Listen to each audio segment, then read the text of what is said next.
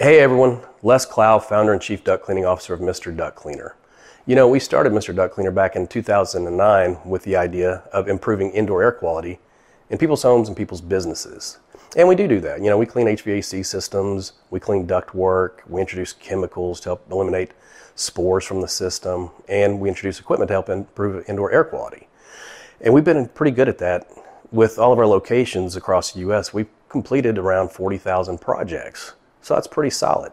And we were looking at Aeroseal initially for two reasons. One, we wanted to improve on the processes that we use from the National Air Duct Cleaners Association, you know, the ACR standard, and improve, you know, homeowners and business owners' indoor air quality even more.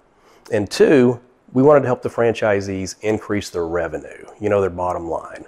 So when we institute the Clean Seal program, we go in, clean, and then follow the Aeroseal process to help, you know, seal up those cracks and crevices, those tiny little pinholes that, you know, conditions the attic, conditions the basement because you have air leakage. And then also, once the Aeroseal process is complete, we don't have that infiltration of unconditioned air into the ductwork.